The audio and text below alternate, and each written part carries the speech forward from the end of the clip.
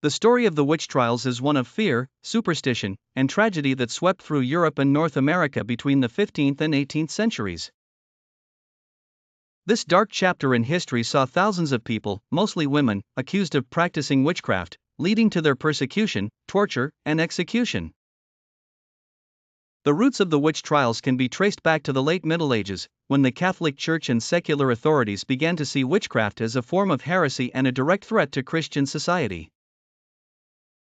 The fear of witches grew as religious turmoil spread across Europe, and the idea that they were agents of the devil who practiced harmful magic took hold in the collective consciousness. One of the earliest and most notorious witch hunts began in 1486 with the publication of the Malleus Maleficarum, the Hammer of Witches, a manual written by Heinrich Kramer, a German inquisitor. This book outlined how to identify, interrogate, and prosecute witches, claiming that they were mostly women who made pacts with the devil. The Malleus Maleficarum became widely influential and was used as a guide by witch hunters across Europe, fueling the frenzy of accusations and trials. The witch trials reached their height between the 16th and 17th centuries. One of the most infamous witch hunts occurred in the German-speaking lands, such as the Würzburg and Bamberg trials in the 1620s and 1630s, where hundreds of people were executed. Scotland also saw a brutal wave of witch hunts, including the North Berwick witch trials in 1590, where more than 70 people were accused of plotting to kill King James VI through witchcraft.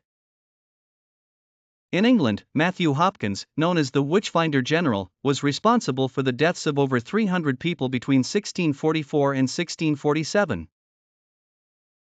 He traveled from town to town, accusing individuals of witchcraft, often using brutal methods like sleep deprivation, dunking, and the witch's mark test to extract confessions.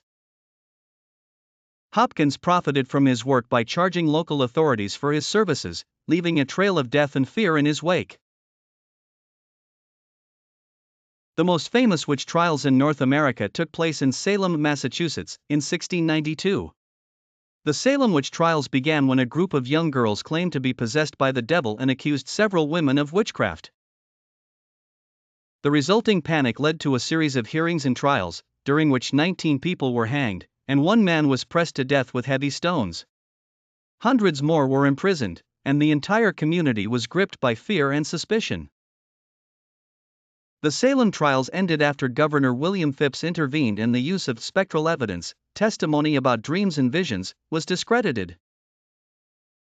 The witch trials eventually declined in the late 17th and early 18th centuries, as the Enlightenment era brought about a shift toward reason and scientific thinking.